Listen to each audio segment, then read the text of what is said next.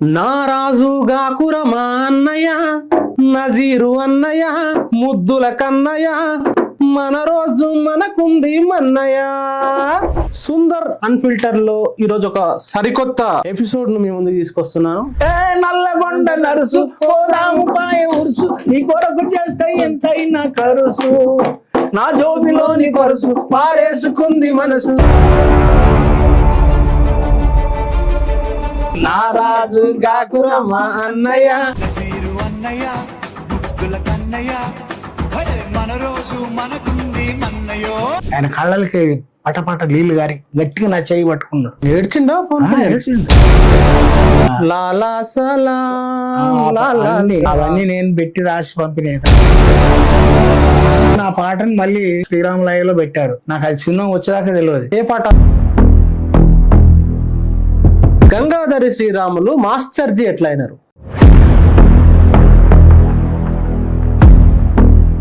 రండిరో దళితన్న రంగం పెడదాము, రండిరో దళితన్న రైఫలు పట్టండి ఉగ్ర రూపమెత్తండి రండిరో దళితన్న. మీ ఊరు గురించి చెప్పమంటే నీళ్ళు వస్తున్నాడు కులాల వారీగా పట్టుకోవాలి. ఫస్ట్ ఆ గుడి పంతులను లేపాలి. నల్లకాడి కూడా రానిచ్చేవారు కదా, దూరం ఉండమనేవాడు. నువ్వు భాంచను దొర అంటే మాసు వేట అండు, నువ్వు ఎట్టి చేసి పెడితే అని పొట్ట నింపుకుండు. ఈ దేవుని గుళ్ళకు వెళ్ళాలి. నేను వెళ్ళాలంటే ఏం చేయాలి? గద్దర్ గారితోటి మీ అనుబంధాన్ని ఒకసారి నెమరు వేసుకోమంటే నేను రాసిన పాటలతోటి గద్దర్ గారు మహానుభావుడు వేదిక మీదకి వచ్చి అంబేద్కర్ లేదు బింబేద్కర్ లేదు. ఆర్ఎస్ఎస్ లో కూడా ఒక 2 సంవత్సరాలు పనిచేశారు. అయితే నేను అప్పుడు అనుకున్నాను వీళ్ళు జెండా వేరే అజెండా వేరే. అంటే అప్పటి వరకు ఆర్ఎస్ఎస్ గురించి తెలీదా మీకు? ఫైటింగ్ లో మీరు ఉన్న కారంచేడులో ఉన్నా, నీరుకొండలో ఉన్నాను, తర్వాత ఆ పాదిరికుప్పం. కాంశీరామ్ లాంటి మహానుభావుడు నన్ను ఎంతగా ప్రేమించేవాడు అంటానంటే, దళిత ఉద్యమాలు ఒకవైపు కమ్యూనిస్ట్ ఉద్యమాలు ఇవన్నీ దాటుకుంటూ వచ్చారు కదా ఇన్ని రోజులు. మాస్టర్ జీ విశ్వజన కళామండలి పాటతోటి మొదలయ్యారు, పాటతోటే నడుస్తున్నారు కదా, కొనసాగుతున్నారు. ఎంత సంపాదించి పెట్టింది పాట? అరే oh my dear please me here, oh my dear please be here, this words are say it's my duty, black is beauty, black is beauty, the word itself is very sweet. అంటే కేసీఆర్ దగ్గర పోవడానికి గద్దర్ గారు ఎట్లయితే wait చేసిరో ఇప్పుడు రేవంత్ రెడ్డి గారికి మీరు తెలుసు, కానీ ఆయన దగ్గరికి వెళ్ళడానికి ఈ అంశం కంపల్సరీ రేవంత్ రెడ్డి గారి దాకా చేరాల్సిందే. సుందర్ అన్ఫిల్టర్ లో ఈరోజు ఒక సరికొత్త ఎపిసోడ్ ను మీ ముందుకు తీసుకొస్తున్నాను. ఆయన పాటలు సుపరిచితం. తెలుగు రాష్ట్రాలే కాదు దక్షిణ భారతదేశాన్ని ఉర్రూతలిపిన పాటలు. అనేక సాహితీ దిగ్గజాల సరసన ఆయన పేరు చరిత్రలో నిలబడుతుంది. అనేక గొప్ప పాటలు ఉన్నాయి. ఎక్కువ మంది విన్న పాట పాడుతూ ఆయనను పరిచయం చేసే ప్రయత్నం చేస్తాను. నారాజుగాకురమా అన్నయ్య నజీరు అన్నయ్య ముద్దుల కన్నయ్య మన రోజు మనకుంది మన్నయ్య. పవన్ కళ్యాణ్ గారు జానీ సినిమాలో పాడిన పాట. ఆ పాట రాసింది ఇది ఎక్కువ మందికి పాపులర్ అయింది కాబట్టి ఆ పాట పాడాను. అంతకంటే ముందు అందుకో దండాలు బాబా అంబేద్కరా, ఇగో ఆ పాట సృష్టికర్త. తెలుగు రాష్ట్రాల్లో ఎక్కడ బాబాసాహెబ్ విగ్రహం పెట్టినా ఆ పాట లేకుండా ఉండదు. ఆ పాట సృష్టికర్త మాస్టర్ జీ గారు మన స్టూడియోలో ఉన్నారు. నమస్తే మాస్టర్ జీ గారు. నమస్తే. నమస్తే సుందర్. నిజంగా మీలాంటి వాళ్ళతోటి సుందర్ అన్ఫిల్టర్డ్ కార్యక్రమం మేము ఒక రోజు పంచుకోవడం నిజంగా చాలా హ్యాపీగా ఉంది. Thank you. మీ జీవితంలో జరిగిన అనేక అంశాలని మాట్లాడుకుంటూ మీ విశ్వకళా మండలి 50వ వసంతంలోకి అడుగు పెడుతున్న సందర్భంగా మీకు ప్రత్యేక శుభాకాంక్షలు. Thank you. తప్పకుండా అన్ని అంశాలు మాట్లాడదాం. ఓకే. మాస్టర్ జీ గారు అంటే పాట అందరు వినని పాటతో స్టార్ట్ చేద్దాం. రేలా పాట. రేలా పాట. ఆ రేలా పాటతోటి స్టార్ట్ చేస్తూ మనం ఇంటర్వ్యూలోకి వెళ్దాం. ఒక్కసారి రేలా పాట. యాక్చువల్గా ఈ యొక్క రేలా రే రేలా అనే ప్రోగ్రామ్ మా టీవీలో మొట్టమొదలు పెట్టుకోవడానికి నేను ఇంటర్వ్యూ చేస్తే బాగుంటది. ఆ విషయాన్ని నేను ఇంటర్వ్యూ చేస్తాను. రేలా రే రేలా దుమ్ము లేపు దంచికొట్టు అనే పేరుతోటి చాలా సీజన్లు నడిచింది.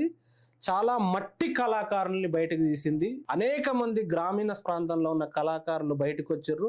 అగో ఆ రేలారే రేలా సృష్టికర్త ఆయన జ్ఞానంలో నుంచి, ఆయన ఆలోచన నుంచే పుట్టింది. ఆ సందర్భంగా ఒక పాట కూడా, ఈ పాట ఎవరైతే మహానుభావుడు ఈ యొక్క కొమరం భీం మీద రాసినటువంటి పాట. ఆ పాట రేలారే రేలారే రేలో, అరే రేలారే రేలారే రేలో, రేలారే రేలారే రేలో, ఆ రేలారే రేలారే రేలో. కొమురం భీమన్న గారు మీరు చేశారు మీరెంతో పోరు, మీ త్యాగాల తూకాన్ని వేస్తే అరే మీకెవరు సరిసాటి రారు. రేలారే రేలారే రేలో, అరే రేలారే రేలారే రేలో అంటూ ఆ యొక్క మహానుభావుడి యొక్క జీవితాన్ని గుర్తు చేసుకుంటూ ఆయన యొక్క చరిత్రను ఒక 3 చరణాలలో రాయడం జరిగింది. ఈ పాట చాలా ఫేమస్ అయింది. దీని మీద నేను డాన్సులు కూడా నేర్పించి దాన్ని మనం ప్రజెంట్ చేయడం జరిగింది. మీ జీవితంలోకి బాల్యంలోకి వెళ్ళే కంటే ముందు ఇప్పుడు మీరు మూలవాసి సిద్ధాంతం అంటారు. అంబేద్కర్ సంబంధించి బాబాసాహెబ్ పాటలు అనేకం రాసినారు. తెలుగులో, హిందీలో, ఇంగ్లీష్ లో, చాలా భాషలలో రాసినారు. కానీ మీరు RSS లో కూడా ఒక 2 సంవత్సరాలు పని చేశారు. అంటే ఎలా జరిగింది అది కొంచెం చెప్తారా? అది యాక్చువల్గా ఏంటంటే నేను త్రిశూల్ పార్క్ అనేది మా బొల్లారంలో స్కూల్, ప్రైమరీ స్కూల్, అది 8th క్లాస్ వరకు ఉంటుంది. ఆ పక్కనే ఉన్నదంటే high school, multipurpose high school. మేము త్రిశూల్ పార్క్ స్కూల్లో చదువుతున్నాక మాకు హిందీ చెప్పిన సార్ ఒక అతను కిషన్ సార్ అని ఉండే, కిషన్ గారు.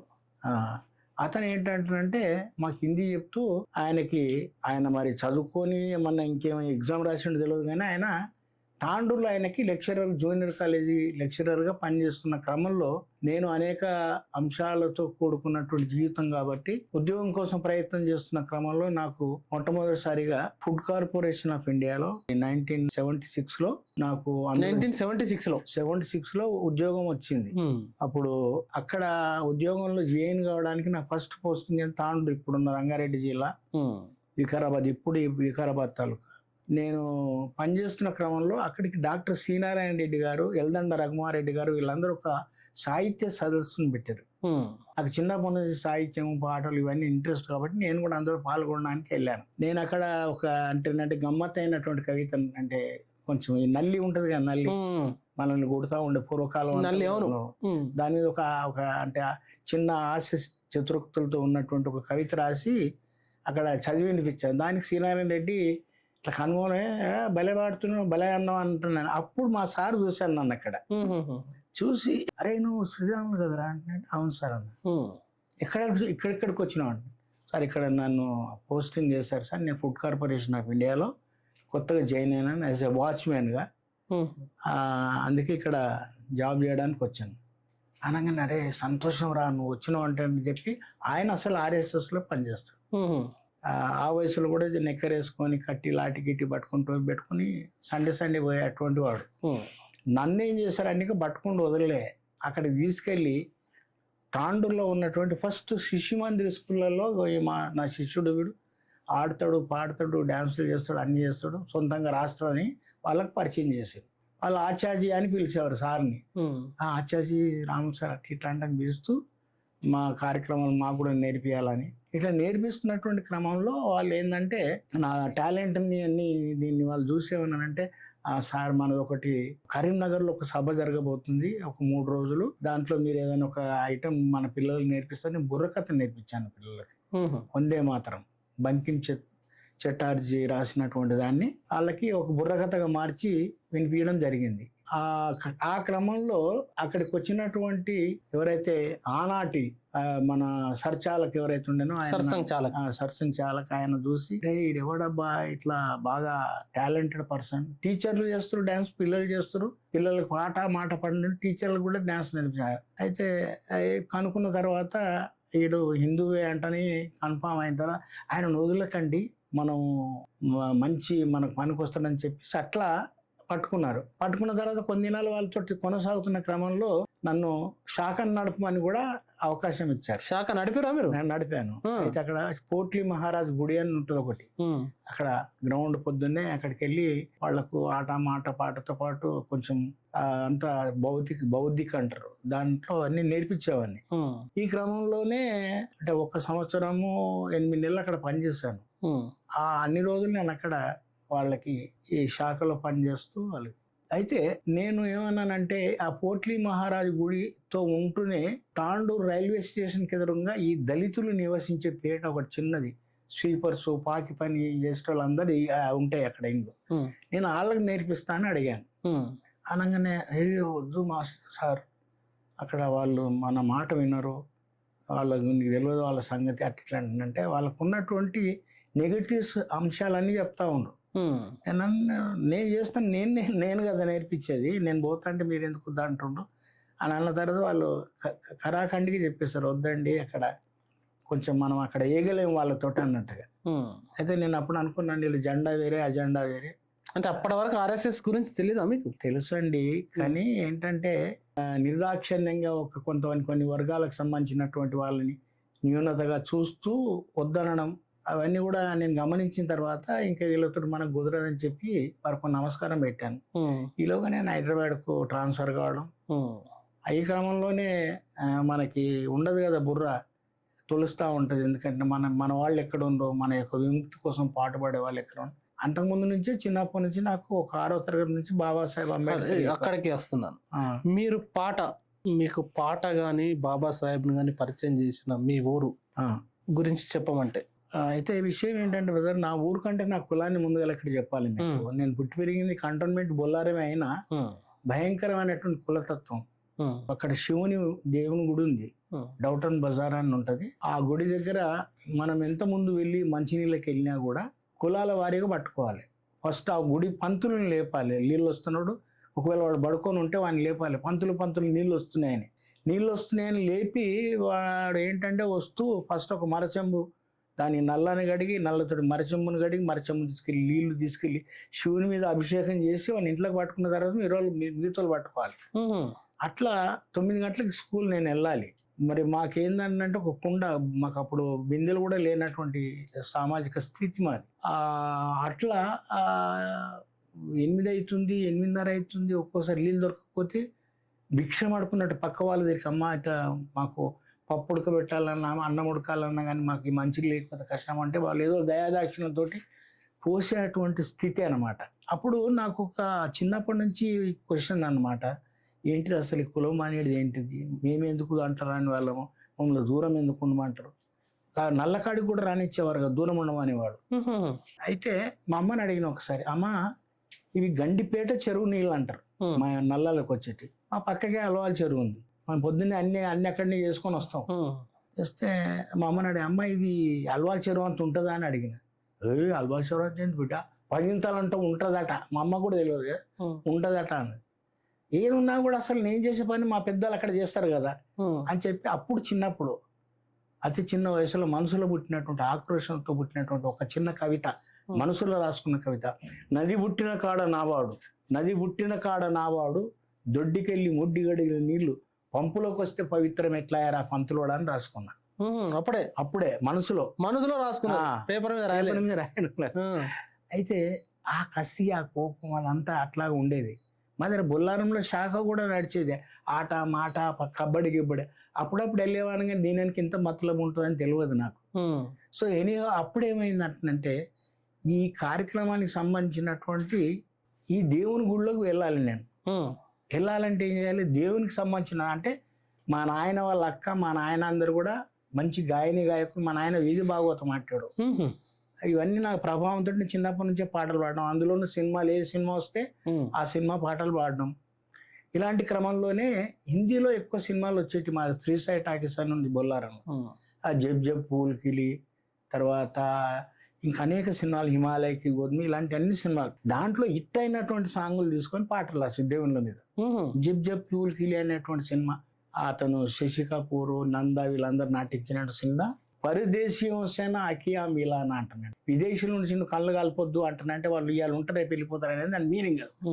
परदेशियों से ना अखिया मिलाना, परदेशियों से ना अखिया मिलाना, परदेशियों को है एक दिन जाना, श्री रघुराम ओ रघुकुल सोमा, श्री रघुराम ओ रघुकुल सोमा, దశరథ రామ ఓ దయగుణ శ్యామ. ఇట్లాగా పాటలు రాస్తున్నాను. ఫస్ట్ భక్తి పాటలు రాశారు. భక్తి పాటలే. అయితే దీనికంటే బాగా హిట్ అయినటువంటి సాంగ్ ఏంటంటే అప్పుడు దోస్త్ అనే సినిమా వచ్చింది. అందులో ఒక కుంటైన ఒక గుడ్డైన ఇద్దరు దోస్తులు, దాంట్లో లక్ష్మీకాంత్ ప్యారేలాల్ 4వ సినిమా 5వ సినిమా అది అద్భుతం. అన్ని పాటలు సూపర్ హిట్ అనమాట. అట్లా అందులో ఒక పాట ఏంటంటే कोई जब राह न पाए मेरे संग आए के पग पग दीप जलाए, मेरी दोस्ती मेरा प्यार, मेरी दोस्ती मेरा प्यार. ఇదొక పాట. దాని తెలుగులో ఏం రాశారు? దాంట్లో తెలుగులో దీనిలో పాట రాయాలన్నప్పుడు ఏందనంటే మనకి ఈ తిరుపతి ఏంది ఒకటి యాదగిరి అనేది పెద్ద టెంపుల్ అట, యాదగిరి నరసింహస్వామి గురించి. మేము ఈ పాటలు పాడడానికి రాయడానికి కూడా కారణం ఏంటిదంటే మాది బస్తీలో ఉండకుండా మాది ఒక బాయిగడ్డ మీద మా యొక్క 11 ఇండ్లు, ఒక 3 బెస్తోళ్ళయి, 3 మాలోళ్ళయి, 5 మాదిగోళ్ళయి.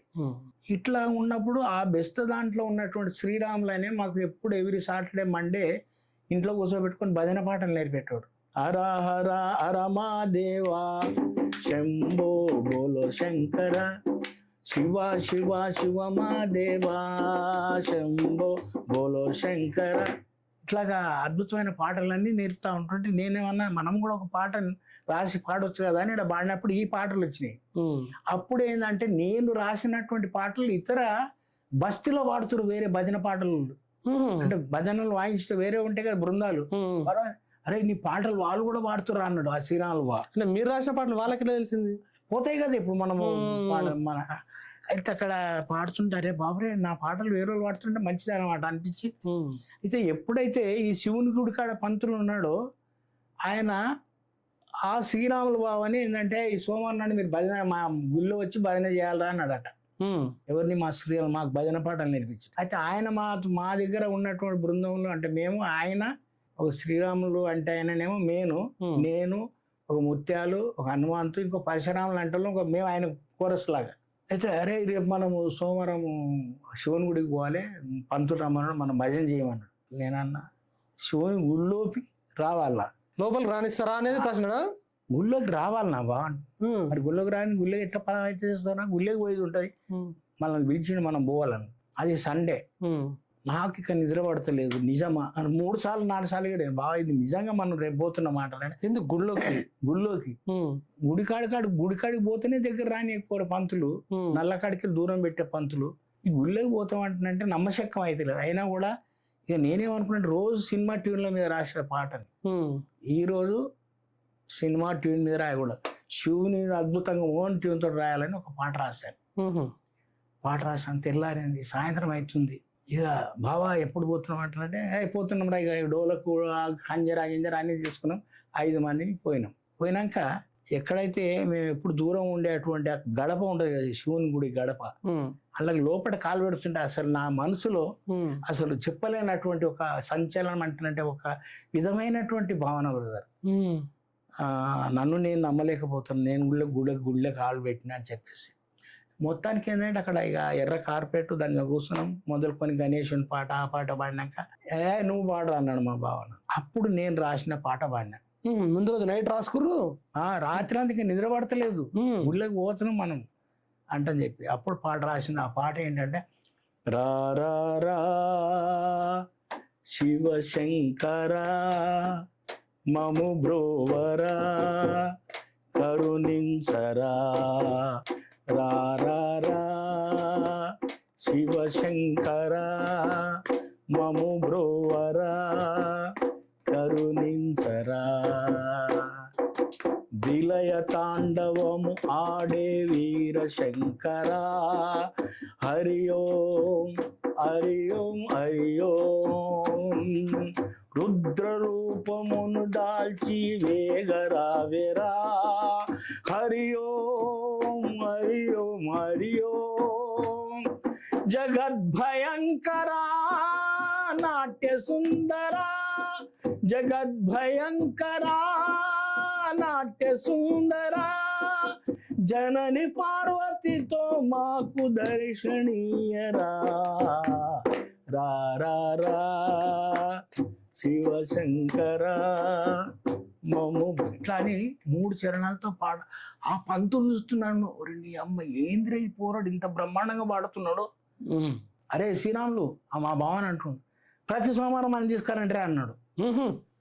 అప్పుడు నాకు అనిపించింది అరే వా పాట నన్ను గుళ్ళోకి తీసుకొచ్చింది. ఈ పాటలో ఏదో మహత్తు ఉంది, ఈ పాటను వదులుదు అనిపించింది. అప్పుడే ఇక నిర్ణయం చేసుకున్నా. అందంగా నేను గుళ్ళోకి రానిచ్చింది కదా పాట, నేను రేడియో స్టేషన్లో కూడా వాడచ్చు.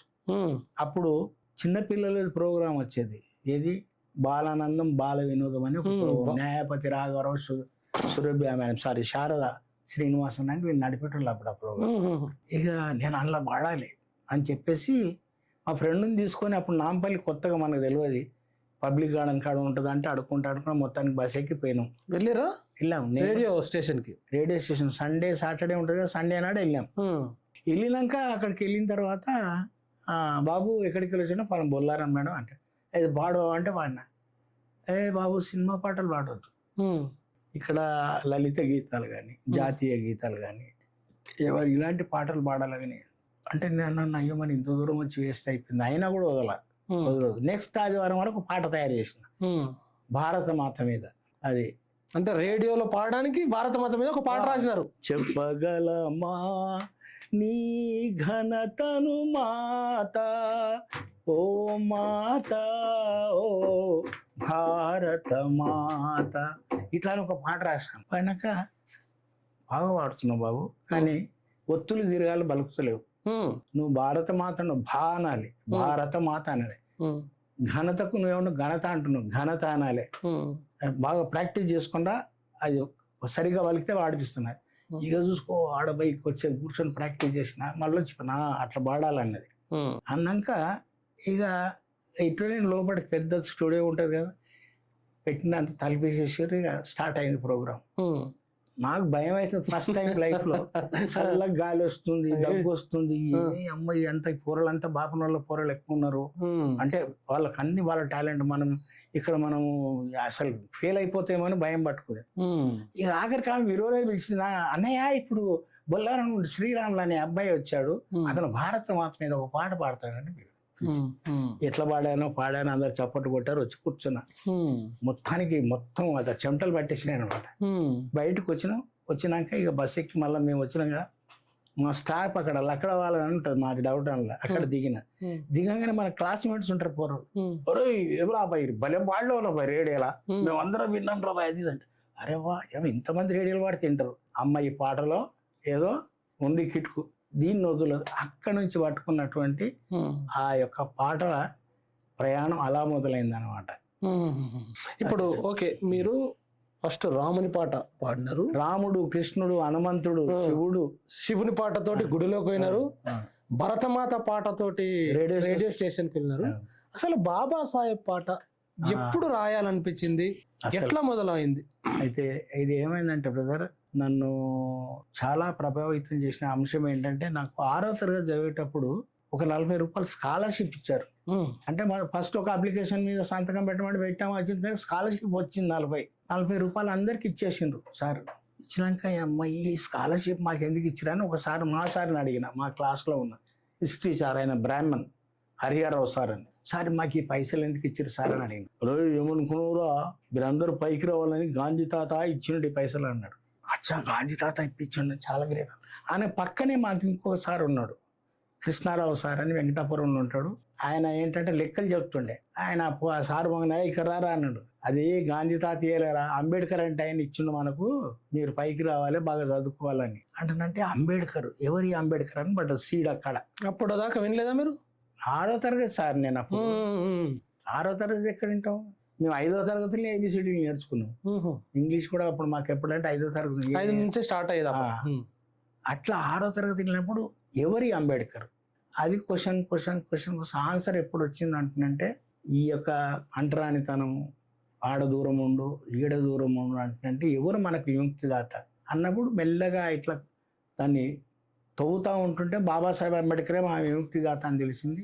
అప్పటి నుంచి ఆయన గురించి ఈ క్రమంలోనే నేను ఎప్పుడైతే జాబ్కి వెళ్ళానో, అంటే ఫస్ట్ టైం జాబ్లో సెలెక్ట్ అయ్యి తాండూరులో అడుగు పెట్టానో, అప్పుడు ఎమర్జెన్సీ టైంలో ఇంటర్వ్యూలు అయినాయి.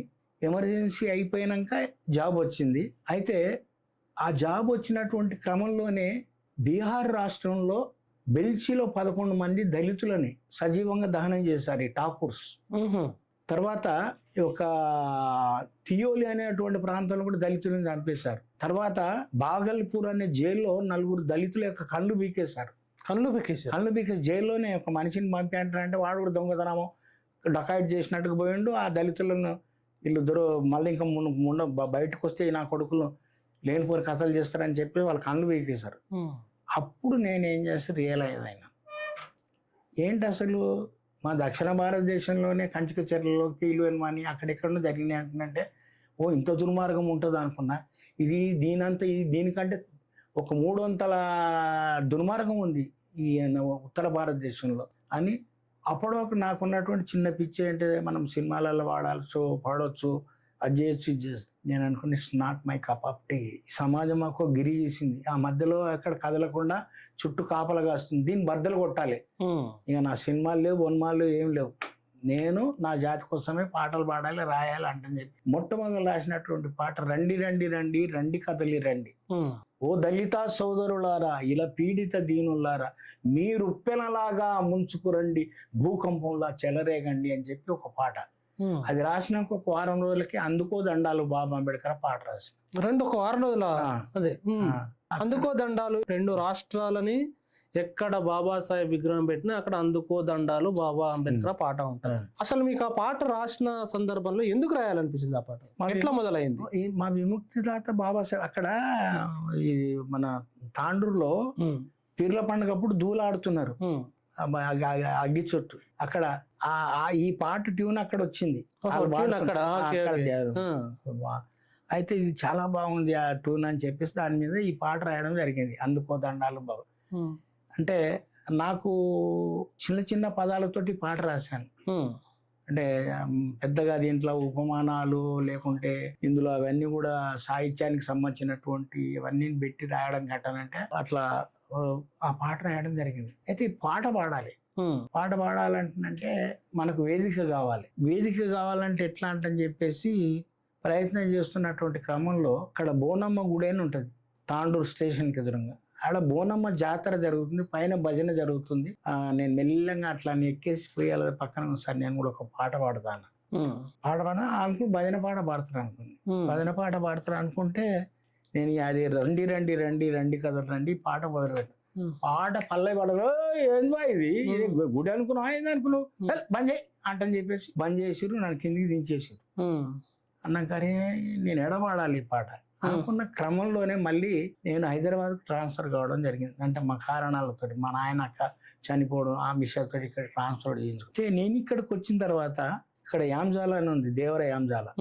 ఇప్పుడు ఏదైతే ఈటెల రాజేందర్ యొక్క స్థలాలు గొడవ అదంతా ఉంది కదా మన బొల్లారం అగ్గింపేట తర్వాత, అక్కడ ఏమైందంటే ఒక మాదిగొల్ల పిల్లగాన్ని ఒక రెడ్డిళ్ళ అమ్మాయి, వాడు స్మార్ట్గా ఉంటాడు, మంచి గుంగురెంటుకలు అది ఇది ఉంటుంది, వాడిని నువ్వు నన్ను పెళ్లి చేసుకోవాలని ప్రపోజల్ పెట్టింది. ఓ అమ్మో నిన్ను పెళ్లి చేసుకుని నన్ను చంపేస్తారు అంటారు, నువ్వు నన్ను చేసుకోకపోయినా కూడా నేను చంపేస్తారు, మా నాయన చెప్తున్నా నన్ను బట్టి కుంజులాడిందని చెప్తా నిన్ను చంపేస్తారు అట్లా ఆడ భయానికి ఆ పిల్లమ్మడి ఓడం మొదలు పెట్టిండు. 3 దినాలకు దొరకబట్టుకుని ఆయన చంపేసి లారీ కింద వేసి లారీ యాక్సిడెంట్ కింద చిత్రించారు. ఇక ఆ పిల్లని తర్వాత మళ్ళీ వాళ్ళ పిల్లలకి ఇచ్చిపోయాడు. ఈ క్రమంలోనే దాన్ని వ్యతిరేకిస్తూ ఆ దుర్మార్గాన్ని వ్యతిరేకిస్తూ అప్పటికి సంబంధించినటువంటి సోషలిస్ట్ పార్టీ నాయకులు వామపక్షాలలో కొంచెం విరసనలు దాంట్లో పడిన బొజ్జా తారకం, సోషలిస్ట్ నాయకుడు అనేటువంటి జిఎం అంజయ్య, సురమౌలి వీళ్ళందరూ వచ్చి ఒక మీటింగ్ పెట్టారు అక్కడ అదే ఊర్లో. ఆడ మీటింగ్ పెట్టి దాన్ని ఖండించడానికి మీటింగ్ పెట్టారు. ఇక నేను కూడా పోయినా, ఆ రోజు డ్యూటీకి డొమ్మ కొట్టి పోయినాక ఆడ సభ స్టార్ట్ అయ్యే ముందు సార్ నేను కూడా ఒక పాట పాడతాను. పాడతావా అన్నారు. పాడతా. ఈ పాట మొదలు పెట్టినా ఫస్ట్. పాడండి ఒకసారి. అదే ఇది రండి రండి రండి రండి కదలండి, రండి రండి రండి రండి కదలి రండి, రండి రండి రండి రండి కదలి రండి, ఓ దళిత సోదరులారా, ఇలా పీడిత దీనులారా, మీరుప్పెనలాగా ముంచుకురండి, భూకంపంలా చెలరేగండి, రండి రండి రండి రండి కదలి రండి, అగ్రజాతి ఆగడాలు ఆగాలంటే ప్రతి దళితుడు కాగడయ్యై రావాలోయి, అంటరానితనము మంట కలవాలంటే ప్రతి నిమ్ముడు బాకులాగా నిలవాలోయి, కులమును పాటించు వాళ్ళను కత్తులకు విందు చేయగా, కులమును పాటించు వాళ్ళను కత్తులకు విందు చేయగా, మీరుప్పెనలాగా ముంచుకురండి, భూకంపంలా చెలరేగండి. ఇట్లా 3 చరణాలు చదువుతారు ఆ పాట పాడు. అరే బాగా పడుతుంది, ఇంకో పాట పాడాను. ఇంకో పాట ఏంటంటే అక్కడ ఎప్పుడైతే ఈ బెల్చీలో వీళ్ళ మీద దాడులు జరిగినప్పుడు ముఖ్యమంత్రి ఎవరంటే కర్పూరి ఠాకూర్, ఆయన ఒక మంగళతను. అప్పుడు ఆయన ఏమన్నాడంటే ఇంత దుర్మార్గం చేస్తుంది దళిత వర్గాల మీద, దళితులకు కూడా తుపాకులు ఇవ్వాలన్నాడు. ఆయన అన్నాడు ప్రపోజల్. అంటే అప్పుడు నాకు మంచిగా అనిపించింది, అరే దళితులకు తుపాకులు అయితే మనం నా కొడుకులని వేసి పడేయచ్చు అనే భావంతో ఒక పాట రాసినప్పుడే. ఏది రండిరో దళితన్న రైఫలు పట్టండి, ఉగ్ర రూపమెత్తండి, రండిరో దళితన్న రైఫలు పట్టండి, ఉగ్ర రూపమెత్తండి, రండిరో దళితన్న, నువ్వు భాంచను దొర అంటే మాసు వేట అండు, నువ్వు ఎట్టి చేసి పెడితే అని పొట్ట నింపుకుండు, నీ రక్తమంతా ఉడికి చెమటోలే గారుతుంటే అడు సీసలల్లబట్టి సారోలే దాగుతుండు, అరే మన రక్తం దాగేటోని రక్తం గగ్గించనీకి రండిరో, అరే అరే రండిరో దళితన్న రైఫలు పట్టండి. ఇట్లా ఈ పాట 3 చరణాలతో రాసినప్పుడు రాసింది ఆడవాడిన. అప్పుడు ఆ జిఎం అంజయాలు, ఏ బాబు నువ్వు మేము ఎడి పిలిచినా వస్తావా అన్నారు. నాకు కావాల్సిందే అది అనుకున్నాను. వస్తా సరే ఆడికి పిలిచినా వస్తాను. అట్లా అడ్డగుట్ట నుంచి మన మహబూబ్ కాలేజ్ నుంచి అట్లా మొదలైన మన ప్రయాణం చింతల బస్తీ ఆడికెళ్ళి అట్లా కారం చెడు ఓ ఇంతింతాయి ఒటుడింతాయి మా వృక్షమంతా అయినట్టుగా అది మొత్తం రాష్ట్రం అంతా వాకింది. ఈ పాట రండి రో దళితన్న, తర్వాత సంఘం పెడదాము, తర్వాత అన్ని రకరకాల నేను రాసిన పాటలతోటి గద్దర్ గారు చీపురు మీద రాసిండు. నేను డాన్స్ నేర్పించిన పాటలు, చీపురు పుల్లలు ఏరుకొస్తూ ఆడోళ్ళు వాడుకునే పాటని, చీపురు గొయ్యలకు సంబంధించిన పాటని ఆయన చీపురు గట్ట మీద పాట రాసిండు. అనేక పాటల్ని మన ట్యూన్ మీద రాసిండు ఆయన. అంటే మీకు అనుబంధం ఉందా గద్దర్ గారితో? నేను వాళ్ళకు 4 ఏళ్ళు టీచర్గా పనిచేసిన జననాట్య మండలికి ఇక్కడికి వచ్చినాకనే. అయితే ఈ పాటతోటి ఏందని అంటున్నంటే జిఎం అంజయ్య అక్కడ అడ్డగుట్ట కప్పుడైనా గుడిసెలు వేయిస్తున్నాడు. ఆ గుడిసెలలో ఉండి ఆ గుడిసెల పోరాటం చేస్తూ ఇట్లాగా ఈ క్రమక్రమంగా అట్లా మొత్తం అప్పటికే మళ్ళీ ఈ కారం చెడు సంఘటన ఇవన్నీ జరగడం, అట్లా కారం చెడు నుంచి నీరుకొండ ఇట్లాగా రాష్ట్రంలో ఉమ్మడి రాష్ట్రంలో అత్యాచారాలు జరిగిన అక్కడ మీ పాట ఉండే. ఇక్కడ కూడా మన సంగారెడ్డి దగ్గర జరిగినటువంటి అది ఏంటంటే మనకే ఫిట్టింగ్ పెట్టారు అక్కడ మాదిగోళ్ళకు మాలోళ్ళకు. అంటే మాలోళ్ళు మాదిగోళ్ళను బహిష్కరించడం, మేము ఈశ్వర్బాయ్ అమ్మ గీతారెడ్డి వాళ్ళ అమ్మ అందరూ వెళ్ళి వాళ్ళ చదివి చెప్పి వాళ్ళని చేయడం. మళ్ళీ తుజాల్పూర్ లక్ష్మణ్ అని ఇప్పుడు కామారెడ్డి జిల్లాలో ఉంది, అని చెట్టు కాల్చి కట్టి జస్ట్ లైక్ ఈ యొక్క మన కంచికేశ్వరంలో చేసినట్టు అది చేసిన ఇటువంటి అన్ని సంఘటనల మీద వెళ్ళి మేము కార్యక్రమాలు చేస్తూ మనకున్నటువంటి పరిధిలో. గద్దర్ గారితో మీ అనుబంధాన్ని ఒకసారి నెమరు వేసుకోమంటే అంటే ఇక్కడ ఏమైందంటే మా దగ్గర ఫుడ్ కార్పొరేషన్ ఆఫ్ ఇండియాలో నేను జాబ్ చేస్తున్నప్పుడు శ్రీకాకుళం నుంచి ఒక అబ్బాయి వచ్చాడు, డైలీ రేటెడ్ వాచ్మెన్. నేనేమో పర్మనెంట్ వాచ్మెన్, ఆయన డైలీ రేటెడ్ రోజుకు ఒక 5 రూపాయల జీతం లాగా అట్లాగా ఉండే అతను. అతను పని చేస్తూ ఏం చేస్తున్నంటే ఈ అమాలీస్కి వాళ్ళ వీళ్ళకి ఎర్ర పేపర్తో రాసిన కరపత్రాలు ఇచ్చి వాళ్ళకి సపరేట్గా మీటింగ్లు పెడుతున్నట్టు గమనించిన. అన్నాక నా గురించి నా పాటల గురించి తెలిసింది విన్నాక జరిగినాక ఏమన్నా, బ్రదర్ మీరు చాలా బాగా పాడతారు పాటలు, ఒకసారి మీరు ఒక చిన్న మీటింగ్ ఉంది ఇక్కడికి రమ్మని చెప్పి ఇప్పుడు మషూరాబాద్ చౌరస్తాలో ఒక ఇంట్లో మీటింగ్ పెట్టారు. అప్పుడే కొత్తగా ఫామ్ అవుతున్నటువంటి పీపుల్స్ వార్ పార్టీకి సంబంధించినటువంటి దాంట్లో కొంత భాగస్వాములైనటువంటి వ్యక్తులు అక్కడ మీటింగ్ పెట్టారు. అయితే నాకు అప్పుడు ఫస్ట్ టైం ఒక పుస్తకంలో ఒక పాట ఇచ్చారు, ఈ పాట పాడమన్నారు. అది నేను యాజ్ ఇట్ ఈస్ గా వాళ్ళ ట్యూన్ లాగా పాడినా. నాకు అసలు అంతవరకు ఆ పాట ట్యూన్ తెలియదు, ఏం తెలియదు. కమ్యూనిస్టులం మేము, కష్టజీవులం మేము, కమ్యూనిస్టం, అవునన్నా కాదన్నా అదే ఇష్టం అనే పాటను పాడాను. ఇక వాళ్ళు అనుకున్నారు ఈడ మనకు పనికొచ్చే వ్యక్తి వదలొద్దు అని చెప్పి వాళ్ళు కొంచెం అట్లా.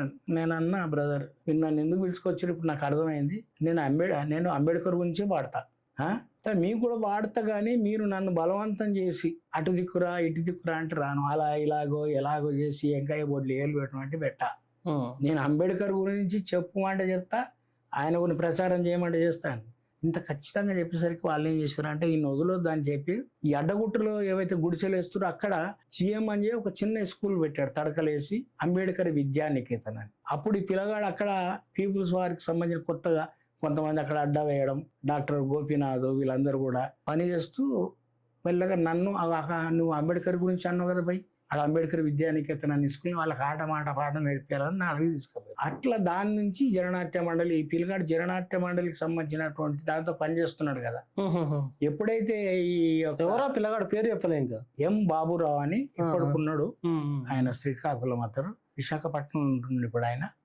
అతను ఈ ఇంద్రవెల్లి సంఘటన జరిగింది కాంగ్రెస్ టైంలో, 6 మంది గోండులను చంపేశారు, కాల్పులను చనిపోయారు. అప్పుడు పార్టీ యొక్క నిర్ణయం ఏంటిదంటే దీన్ని ఒక కళారూపకంగా నిర్మాణం చేసి ప్రజలలోకి తీసుకెళ్లాలని ప్రపోజల్ అది. అయితే దీన్ని ఎవరికైతే బాగుంటుందని అనుకొని సర్చ్ చేస్తున్నటువంటి క్రమంలో ఈ అబ్బాయి నా గురించి చెప్పిండు అనమాట.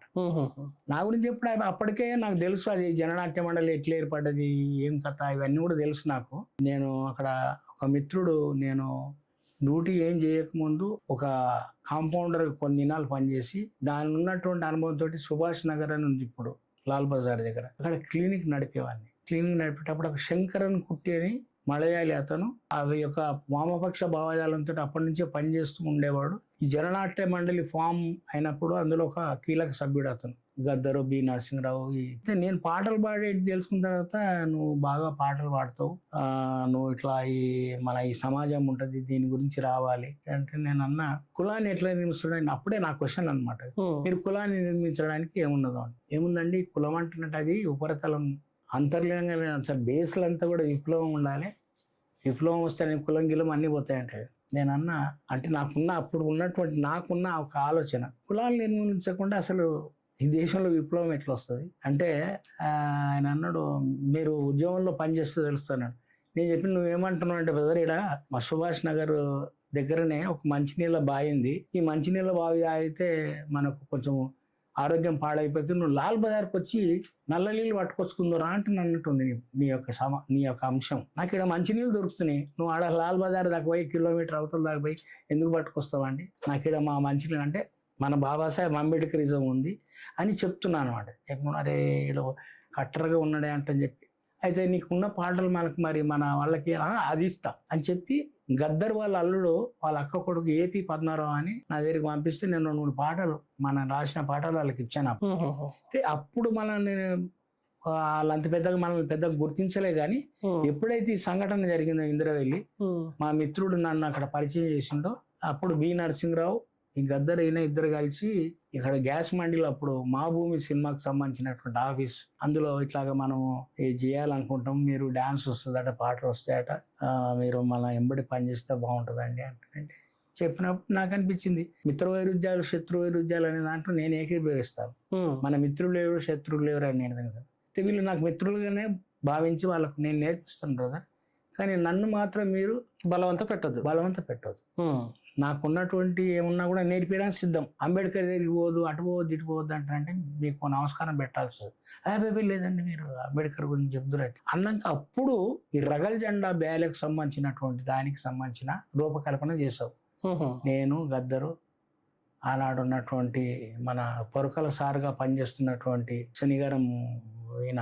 అట్లా ఫస్ట్ మా యొక్క జర్నీ అక్కడ నుంచి మొదలైంది. దాంట్లో మన అడవి తల్లి దండాలు పాట, దాంట్లో పట్టణంలో పుట్టిన పట్టుబట్ట, ఇదన్నీ నేనే రాశాను. అడవి తండ్రికి దండాలు ఆ పాట మీరు రాశారా? Okay okay okay. అయితే గద్దరు దాంట్లో కొన్ని అంశాలలో ఆయన తోడ్పడారు. దాంట్లో ఉన్నటువంటి జుంబక్ వాళ్ళని రేలా రేరా, అది ఎట్లా ఆడాలి, ఎట్లా చేయాలి, డాన్స్, దానికంతా డాన్స్ డైరెక్టర్ నేనే. అది నృత్య నాటిక, గంట పాటు చేస్తే ఆ నాటికని మొట్టమొదటిసారి ఇప్పుడున్నటువంటి బొగ్గులకుంటలో ఉన్న సారస్వత హాల్లో వేసినప్పుడు అప్పుడు మన కొండపల్లి సీతారాములు అందరూ చూశారట. మొత్తానికి ఏంటంటే అబ్బో వీడు బ్రహ్మాండమైన కళాకారుడు దొరికిన మనకని చెప్పి అక్కడ కూడా ఈ ఆర్ఎస్ఎస్ వాళ్ళలాగానే నన్ను ఈయనను వదలొద్దని చెప్పి ఈ క్రమంలో నడుస్తూ ఉంది. అయినప్పుడు ఏంటంటే ఒక 2 ఏళ్ళ తర్వాతనో 2.5 ఏళ్ళకో గ్యాస్ మండీలోనే అంబేద్కర్ జయంతి. అప్పుడు అన్నారే వీడి ఊరికి అంబేద్కర్ ఆయన్ని లీడ్ చేస్తానికి పంపించమని చెప్పి నా ఎంబడి ఒక సీను అంటే 6 ఏళ్ళలో పనిచేస్తుండే ఆయన ఎంబడి పెట్టి పంపించారు. చేసినాక నేను అన్ని పాటలు పడినాడు, అందరూ సంతోషపడ్డారు. తర్వాత మళ్ళా ఎండింగ్లో ఈ మహానుభావుడు వేదిక మీదకి వచ్చి అంబేద్కర్ లేదు విప్లవం వస్తే అన్ని సక్సెస్ అవుతాయని అన్నాడు. నేను ఇంత కష్టపడి ఇంత పాడినాక తర్వాత ఇట్లానే కొడుకంటని చెప్పి తెల్లారి గద్దరు జరిగిపోయినా నేను. భయ్యా ఇట్లా మనం బాబాసాహెబ్ గురించి చెప్పినాడు, ఈయన ఇట్లా అన్నాడు. బాబాసాహెబ్ని అవమానించిండు ఆయన క్షమాపణ చెప్పాను, లేకుంటే నేను మీకు నేను సారు ఉండను అంటని చెప్పిన. అరే ఏంది అన్న ప్రతిదానికి అంబేద్కర్ లేదన్నా నేనైతే క్షమాపణ చెప్పాలి నాకు అంటే మరి నేను అడుగుతలే, నేను అడిగి చెప్తా అంటాను. వారమైంది 15 నెల రోజులైంది. అడిగినాక ఇంకా నాకు కొంచెం ఓపిక నశించాను. ఏమైందన్నా ఏం సంగతి, ఆయన అడిగిస్తాను, అడుగుతలేవు, నువ్వు అడుగుతలేవు, నన్ను అడిగేస్తాను. క్షమాపణ చెప్పిండు, సారీ అన్నాడు. అట్టాడు. ఎవరు చెప్పిండు అన్న? నాకు చెప్పిండు. అట్లా నీకు చెప్పిండు అన్న? నమస్కారం నీకు, నీ జననాట్య మండలి. అప్పటికే నేను ఎన్నో పాటలు, ఇప్పుడు ఈ లాల్ లాల్ సలాం, ఏది దీపాలను వచ్చాయని, ఆ దేవన్న మీద పశువుల పాకలు పండుకున్నటువంటి వాళ్ళని చంపేసిందని ఎన్నో పాటలు రాశాను. జననాట్య మండలి కూడా అనేక పాటలు రాసి చేశాను. కానీ అక్కడ పాటలు రాసిన వాళ్ళ పేర్లు పెట్టరు మొదలు.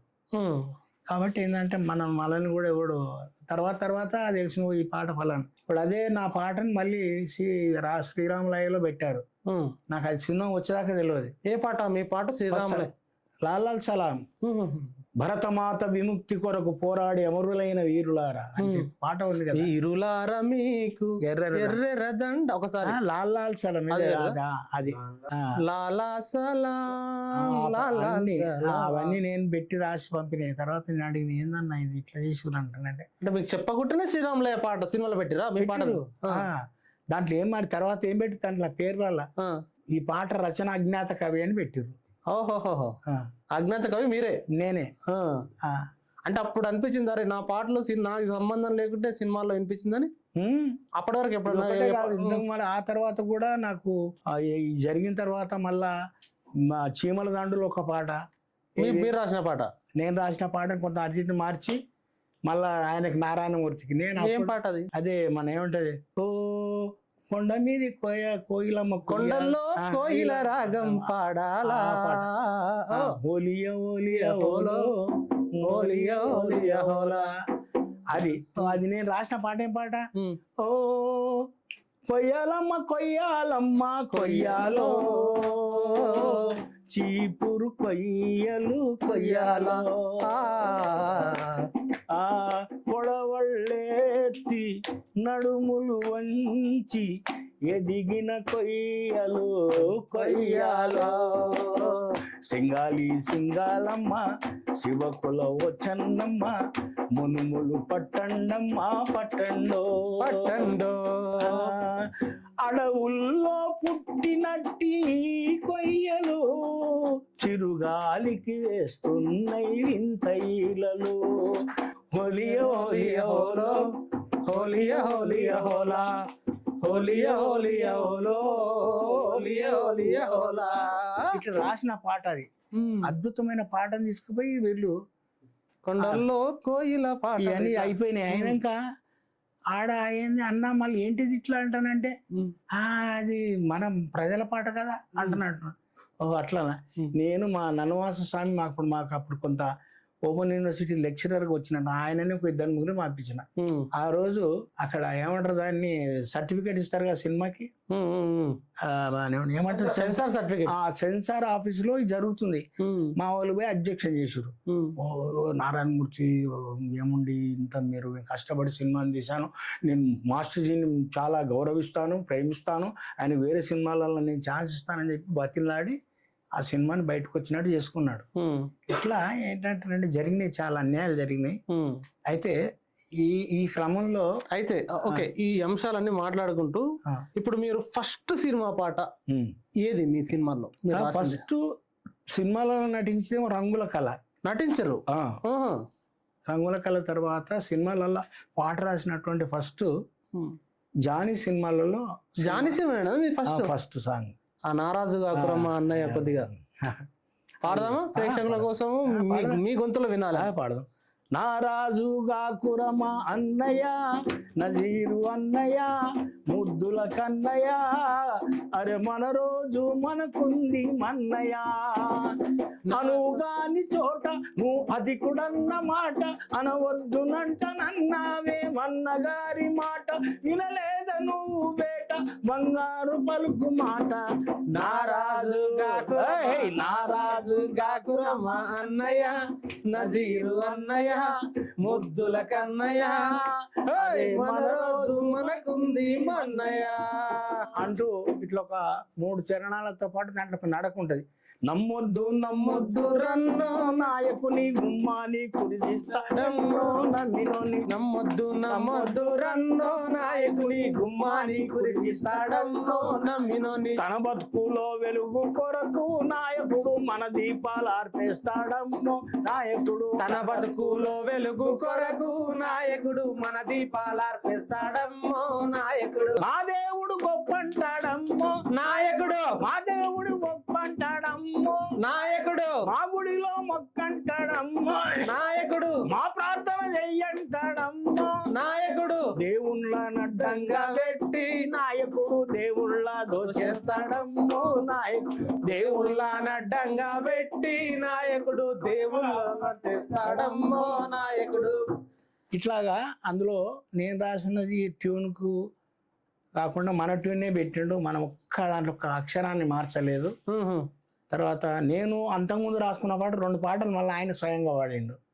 నువ్వు సారదాగుటమాను రన్నా లేకుంటే సచ్చి ఊరుకుంటావు రన్నా, అదొకటి. రాబోయి మా కంట్రీకి, అది మీరే రాసిరా? రాబోయి మా కంట్రీకి. 3 పాటలు అందులో ఫస్ట్ టైం ఆ సినిమాలో పెట్టుకున్నారు. విషయం ఏంటంటే నేను 10th లో ఏమన్నా ఈ 3 పాటలు నాకు ఫుల్ వచ్చేవి.